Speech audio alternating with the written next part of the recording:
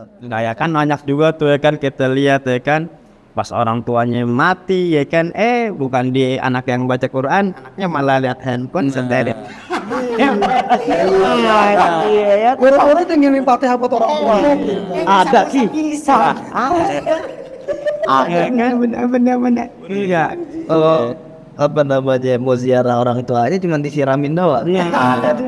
Antum ya habis tuh kuburan perfect Adam.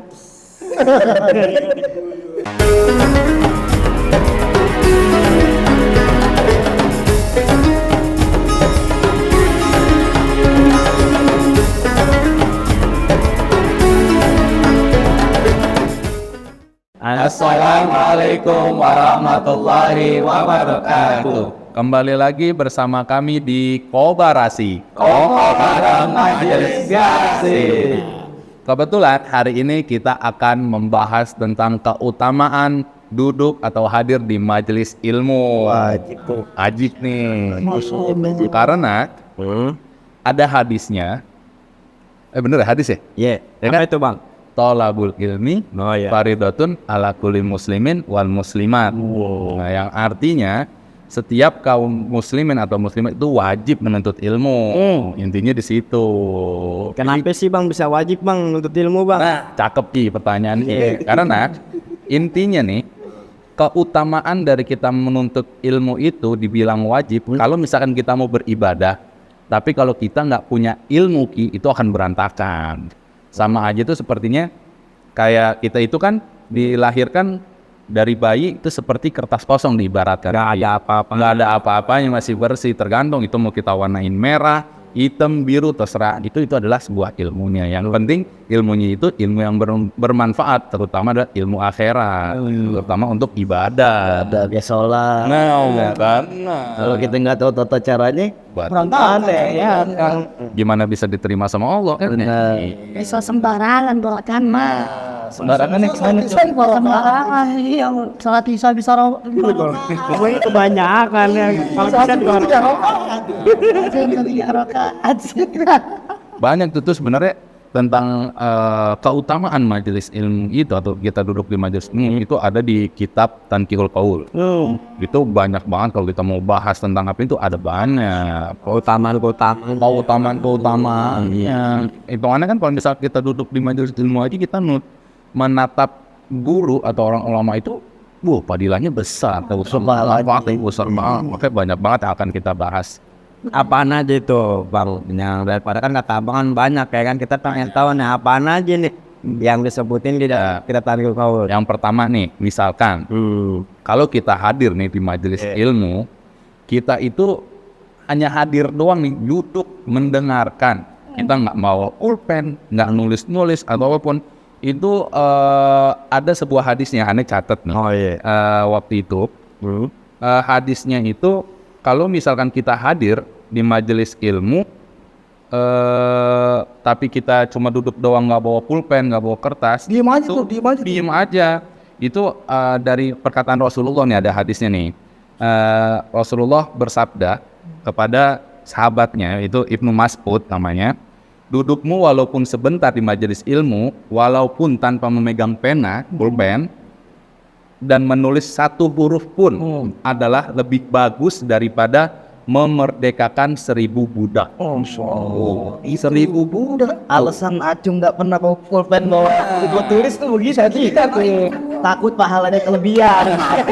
Ini motor kemana kamu? truk ngangkutnya nggak muat. Itu kita cuma hadir doang tuh, cuma hadir, duduk, nggak nyatet satu huruf ya, satu huruf aja. Nah apalagi kalau misalkan pandangan kita terhadap orang alim atau guru kita lebih bagus daripada 1000 budak yang kamu sedekahkan di jalan Allah buat perang. Tuh, kita cuma ngelihat guru kita gitu yang ngajarnya seorang ulama, kita ada kesenangan, kebahagiaan, itu fadilahnya kayak tadi gitu. Sama kita di kuda satu ya. Nah, Aja berapa duit? iya. Sanggup kita Depan saya kuda nih. Ada lagi nggak tuh Bang? Ada lagi nggak? Ada lagi, hitungannya kita itu kan sebenarnya diajarin juga sama guru kita Ustadz Fauzi, kita itu ngaji jangan cuma di satu tempat, ya kan? Kita boleh tuh pindah-pindah, misalkan yang pertama di musola Al-Istiqomah. Terus yang kedua di Baitur Rahmah. Yang ketiga Miftahul Jannah. Itu fadilahnya atau kepahalanya kita tuh ngalir tuh. Ibarat kita kayak buka keran, itu udah luber-luberan. Karena kan padahal kita cuma duduk doang dengerin itu. Masa iya ilmu apa yang disampaikan sama guru kita nggak ada yang nyangkut, pasti kan ada itu ya. Nah itu dari musola ke musola. Dari musola. Ada lagi Pak, Apa lagi tuh Bang? lagi kongko ngopi. Dia tinggalin tuh, dia pengen ngaji, pengen hadir majlis ilmu tuh di dalam hadis tuh di kitab Tontil Qol juga ya. Iya. Kata Allah, siapa yang berpindah, di situ dia pengen nuntut ilmu, Allah ampunin dosanya. Masya Allah. Belum nyampe aja udah dapur desa. Belum diampunin. Begitu. Berarti rugi ya orang yang mau menuntut ilmu, sangat rugi. Seenggaknya nih dalam waktu seminggu nih kita kan hitungannya udah diajarin sama guru kita. Guru kita ngajar di mana-mana nih banyak. Dalam seminggu masa iya kita nggak bisa nyempetin sekali sih hadir untuk cuma buat dapetin satu pahala yang fadilahnya besar kayak membebaskan 1000 budak tadi itu cuma duduk doang dengerin. Nggak disuruh kita sama guru kita coba jelasin gini, enggak, cuma duduk doang dengerin. Gratis lagi nggak bayar ngaji. Kadang-kadang kalau yang ngajinya tidur gimana? Nih, kan tadi kan Anda bilang Ki, walaupun dia tidur, yang penting dia udah niatnya duduk nih, hadir di majelis ilmu, itu udah sama aja Ki pahalanya. Sama sih ya. Kadang-kadang kan ya kayak aneh gitu kan, gua kerja kan pulang sore atau maghrib lah kan itu habis kelar isya ngaji, pas aja tinggal sisaannya doang udah ya gak tenaga ya kan. Tapi jangan salah Ki, ada lagi yang lebih bagusnya lagi nih. Itu kan ini kita niat dari rumah, jalan nih, mau ke majelis ilmu nih, kamu mau ngaji. Itu tuh dikatakan, malaikat itu mayungin kita pakai sayapnya tuh selama di perjalanan. Masya Allah tuh. Jadi kita udah dikebetin saya kok. Nabi juga tuh kayak kata Ustaz tuh ada kalau aneh pernah dengar tuh Ustaz lagi ngajar dong di musola kan di majelis. Yang penting tujuan kita itu menuntut ilmu lillahi ta'ala. Banyak kan orang datang ke majelis alim pengen lihat wah anak orang soleh ini pakai peci, pakai koko, pakai kain ya kan. Niatnya biar dipandang orang dia orang anak rajin nih. Tapi kita bisa kalau kata bisa nih kalau bisa tuh kita ngaji lillahi ta'ala. Niatnya Lillahi ta'ala. Insyaallah kita berkah di akhirat. Benar. Mau diamalin kek, itu nuntut ilmu nih. Mau diamalin kek, nggak diamalin kek, kata Nabi nih di dalam hadis nih. Gitu ya. Iya. Tuh kata Rasulullah di dalam hadisnya, man ta'allama baban minal ilm. Siapa yang mempelajari satu bab ilmu, nggak diamalin kek, ataupun diamalin, ya lebih baik daripada sholat 1000 rakaat. Pernah sih salah Sholat 1000 rakaat. Cahaya kita aja Kita 5 waktu aja ya kan, 5 waktu aja udah ngap. Kan kadang-kadang ditambah sama terawih, belum ada 1000. Iya benar. terawih aja nyari yang cepet timah gitu. Itu Nyari orang kata paling cari pahala yang paling gampang tinggal duduk doang di majelis. nggak bayar lagi kita ngaji ya kan. Gratis. Nih, Pahalanya apalagi kan kita duduknya itu kan majelis ilmu buat ilmu akhirat nih, buat ibadah. Ya kan ya? Ilmu akhirat buat ibadah. Itu ibaratnya tuh kalau dikatakan sama guru kita, Anda pernah dengar sama aja kayak kita nanam padi, itu rumput bisa tumbuh. Ya. Tapi kalau misalnya kita nanam rumput, nggak mungkin dong padi itu nunggu ya kan? Gitu. Coba kalau misalnya kita ngelihat di daerah-daerah yang masih banyak sawah, kalau orang lagi pada nandur gitu kan, lagi nanam sawah. Tapi kalau sawahnya padinya udah pada tinggi-tinggi, ada tuh rumput-rumput kecil-kecil pada nunggu ya kan? Benar. Coba kalau kita nungguin rumput lah jadi stadion. Nah, ya kan? Begitu. tuh ini bisa main bola. Itu keutamaan ilmu akhirat yang kita tuh. Begitu. Masalahnya kayak begini Bang, maaf ini potong. Kadang-kadang kan ya orang sekarang lah ngaji kan begitu, sedangkan lebih mentingin banyak kan mentingin ilmu dunia Bang. Misalnya kayak pelajaran MTK atau ya gitulah ya kan di luar di luar pelajaran agama ya kan, untuk ngadain majelis ilmu. Kayak misalkan dia lebih ngejar buat titelnya dia ya kan, untuk pekerjaannya dia biar lebih mantang lagi, pasti dia mikir buat apa gue ngaji begitu ya kan, mendingan gue ini aja gue belajar itu aja ya kan, pelajaran sosial biasa aja gitu. Itu padahal manfaat juga gak sih buat dunia kita? Oh, bener Ki, itu aneh. Takutnya ini buat bukan orang-orang juga ya. Ini pernah nyata tuh waktu itu pada saat Ustadz lagi jelasin.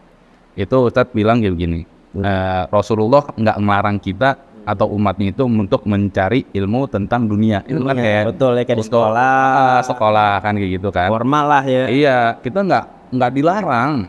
Kan hitungannya buat kita nyari kerja, nyari rezeki. Tapi Rasulullah itu ngajarin kalau misalkan kita nyari ilmu tentang dunia, seimbang juga ilmu akhiratnya. Kayak gitu. Makanya tadi kayak Hani ibaratin, kalau misalkan kita nanam padi, rumput numbuh, begitu pun juga kita ngejar akhirat. Nah kita ilmu akhirat kita tanam. Ibaratkan padi. Nah ibaratnya padi, otomatis ilmu dunia nih ngikut. Kalau kita ngejar akhirat, insya Allah dunia juga ngejar kita. Kalau kita ngejar dunia, akhirat nggak mungkin kita. Hitungannya kan kalau Allah udah ngejamin ya.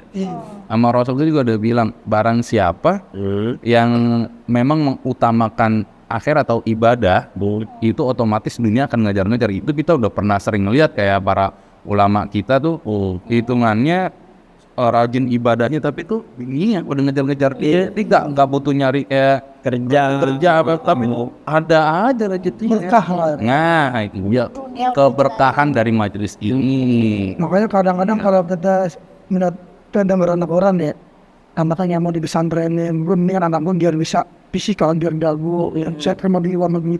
Kita boleh berbangga anak kita bisa jago bahasa Inggris, jago matematika, jago fisika, contoh misalkan kan. Tapi kita boleh bersedih kalau anak kita rendah imannya, tapi kurangnya pendidikan agama. Itu yang sekarang kita harus. Iya itu dia, makanya tadi yang disebutkan Rasulullah itu nggak melarang. Ilmu dunia boleh dikejar dunia, yang penting seimbang dengan akhiratnya. Gitu. Hitungannya pinter ilmu dunia, pinter juga ilmu akhirat. Karena ibadah. ujungnya kita juga bakal kembali ke alam kubur. Nah, dunia itu kan cuma sementara ya. Nah ya kan banyak juga tuh ya kan kita lihat ya kan, pas orang tuanya mati ya kan, bukan di anak yang baca Quran, anaknya malah lihat handphone sendiri. Iya, orang-orang yang ngirim Fatihah buat orang tua. Ada sih. Bisa. Ya kan, benar. Iya. Kalau apa namanya mau ziarah orang tua aja cuma disiramin doang. Habis tuh kuburan perfect, Adam. Astaga. Rumputnya udah pada panjang. Saya cabutin ya Pak, bukan bacain doa ya gini. Ya Allah. Padahal bukan itu yang orang tua kan. Iya. Ujungnya ke situ juga. Betul. Kalau misalkan begitu kan, kalau misalkan kita membicarakan tentang misalkan orang tua yang udah meninggal kan kayak gitu ya. Kalau misalkan kita nggak punya ilmu akhirat, apa yang kita mau bacain. Nah itu kalau misalkan pemakamannya dekat sama rumah kita, gimana kalau jauh? Kita mau nyamperin ini gimana? Boro-boro kita nyamperin, ya kan? Doain aja kagak. Biasanya nggak bisa baca doanya gitu. Iya. Boro-boro baca doa, belum tentu bisa sholat. Ya kan? Karena nggak ada dasar ilmunya. Ada dari kecil nggak pernah dididik tentang Itu Malah di sekolahin di boarding school lah, mahal ya. Nyanyi balonku. ada. Giliran mau ngaji ke Ustadz Kiki. Ini mau naruh anak dan bisa ngaji. Iya. Berapa? Gocap. Baca dua dah. Padahal itu buat sampai ke akhirat ini ibadah ke bawah sampai akhirat. benar. Tapi banyak juga lagi ya kan ya, istilahnya gini, kadang-kadang kan namanya orang udah dewasa, tadinya mungkin pas lagi kecil pada ngaji. Iya. Ngaji pas udah gede kan, udah gitu dewasa daripada dulu sekolah ya kan, udah sibuk sama kerjaan atau dunianya masing-masing lah, terus nggak ngaji-ngaji. Itu gimana, apa udah gugur kewajiban dia untuk mengaji karena kan udah ngaji dulunya begitu. Yang namanya nuntut ilmu itu Ki, nggak ada kecukupan. Kita udah cukup dulu doang kita belajar nengok. Kan Itu mau kita dari kecil, mau kita sampai sekarang, mau sampai nanti kita tua, itu namanya menuntut ilmu itu kan makanya dibilang wajib. Jadi nggak ada batasan. Jadi mau nyampe sampai kita masuk ke liang lahat. Nah, itu baru. Sampai kita udah nggak bisa duduk lagi di majelis ilmu. Ada bilang Bener. Minal mahdi ilal lahdi. Mulai dari buayan sampai di tiang lahat. Nah, itu makanya sih dibilang menuntut ilmu itu wajib.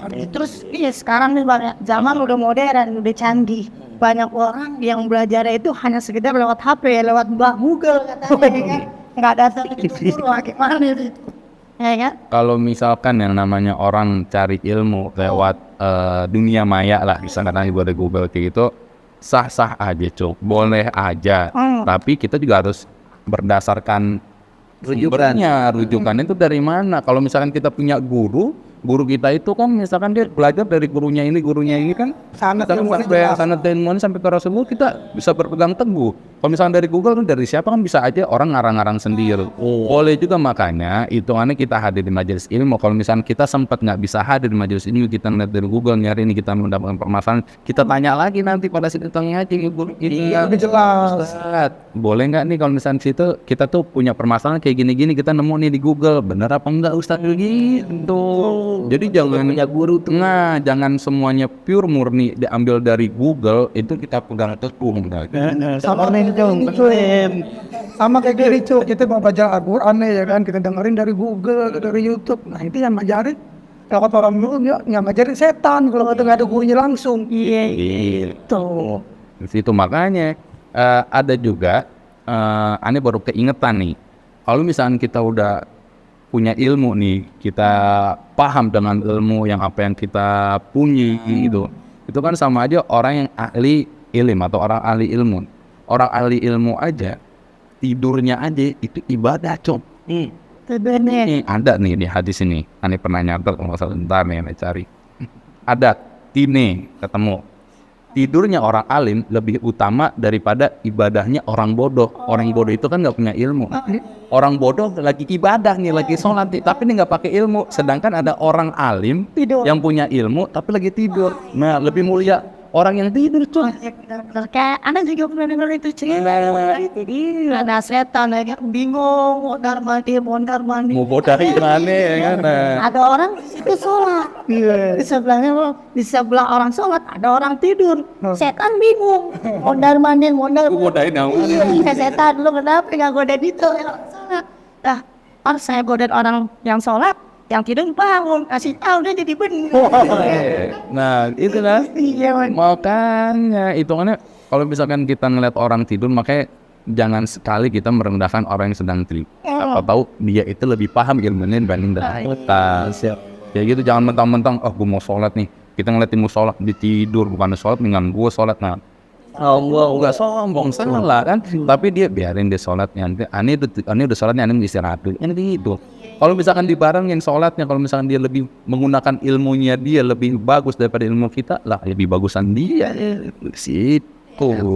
Soalnya kan kalau misalnya kita datang, ada situasi pernah dengar sedikit yang kata Rasulullah kan, barang siapa yang mengunjungi orang lain, maka itu seakan-akan mengunjungiku, kan begitu kata Rasulullah, ya kan? Kalau misalnya kita belajar dengan orang lain, maka seakan kita belajar dengan Rasulullah, maka seperti itu. Nggak ada satu ending ya. Nah, makanya itulah gunanya kita harus menuntut ilmu. Banyak berarti fadilahnya. Banyak banget. Taman surga itu. Ada ilmu. Ketika Rasulullah menyampaikan kepada para sahabat ya, idza marartum bi riyadil jannah fartahu. Kalau kalian ya idza marartum melewati taman surganya Allah, singgah dengan senang, dengan gembira, ya kan? Taman surga. Kata sahabat pada nanya, ya kan, apa itu yang dimaksud taman surganya Allah, wahai Rasulullah, ya kan? Kata Rasulullah, hillatul dzikir atau hillatul ilm, yaitu perkumpulan orang-orang yang berzikir mengingat Allah, atau perkumpulan orang-orang yang membahas tentang ilmu Allah Subhanahu wa ta'ala. Makanya berarti udah mulai dari sekarang nih, yuk kita ingetin nih teman-teman kita, minimal ya seminggu sekali ikut hadir di majelis ilmu. Jangan sampai Nggak sama sekali. seminggu kita nggak ini kan. Karena juga pernah kan kata seperti kalau misalkan dalam seminggu kita nggak dengar nasihat agama atau nggak dapat ilmu agama, maka hati kita akan keras. Keras susahnya nerima nasihat, malas ibadah. Ya sama aja kayak kita nanam pohon, kita nggak siram-siram mah. Bener sama. Ilmu ini kan siluman. Punya motor kagak diservis-servis. Nah, itu. Lontong ke motor. Aduh, oli ini bisa kering. Nah, kan begitu ya. Iya, kalau begitu ya enggak. Kalau oli kering ya enggak. Minimalnya sehat macet. Tuh, jadi kita saling ngingetin aja, buat diri kita sendiri, buat teman-teman kita. Yuk, mulai dari sekarang kita giatin lah, kita hadir di majelis ilmu mau dimanapun itu berada. Seperti tadi yang kayak Pak Is bilang, dimanapun ada majelis ilmu itu ibarat adalah taman surga. Iya. Kita gimana mau masuk ke surga kan? Tamannya kita nggak pernah injekin. Nah, itu bener. Kan kayak rumah aja kan halaman taman dulu ya. Kita nggak pernah, kita pengen masuk surga tapi taman surganya di dunia kita belum pernah jajalin ya kan. Iya. Oh, di sananya Kayaknya gitu. Nanti sebentar aja duduk doang ya kan, nggak ngapa-ngapain mendengarin doang. Ditanya kagak, baca kagak ya kan. gede. Orang itu baru kita nongkrong kumpul ngopi ya kan, ngomong gak jelas, ngomongin dunia mulu, dapat gak kalah coba. Wih, barang bisa. Itu dia, itu juga sebagai salah satu contoh kita itu hadir di majelis ilmu itu bukan hanya pada saat kayak di musola atau kayak kita ngobrol bareng gini, tapi kita bahas ilmu. Ustadz yang seperti bilang itu adalah juga Ada sih, majelis ilmu, taman surga. ada manfaatnya kita bicara. Daripada kita mau nongkrong tapi ngomongin orang, ini ilmu. Kayak sekarang nih kita Ustadz lagi nggak ada, kita nggak bahas kayak gini. Hitungannya kan buat penyegaran kita lagi, ingat kita lagi kan kayak gini kan. Sama aja termasuk majelis ilmu bang. Majelis ilmu itu nggak mesti formal ya kan, nggak mesti dalam maksudnya nggak mesti dalam masjid jadi tidak sholat kayak gitu atau di dalam yayasan pendidikan, tapi dimanapun kamu berada misalnya walaupun kumpul di tempat-tempat apapun itu bisa jadi majelis ilmu. Ya penting ngobrolnya itu adalah tentang Ilmuwan, bukan tentang urusan ke dunia. ya boleh sih urusan dunia tapi kita kembalikan lagi dalam syariat Islam. Nah, ya. Intinya seimbang ya yang tadi kan gitu. Ya udah, nih pembahasan tentang majelis ilmu kalau kita lanjutin terus nih panjang nih. Lah, kita cukupin dulu aja ya. Sampai sini dulu ya pembahasan tentang majelis ilmunya ya. Nah, sekarang gimana kalau kita ngebahas tentang keutamaan ulama atau kedua ulama nih? Bener-bener. Ya kan berhubungan nih sama pembahasan kita yang sebelumnya tentang ilmu. Kalau misalkan kita ngomong ilmu, otomatis kita harus ada ulamanya. Betul. Kayak gitu kan tadi yang kayak seperti Acung bilang, kalau misalkan dari Google gimana, ya kan harus ada guru kita yang benar-benar seorang alim. Alim itu adalah yang paham tentang ilmu.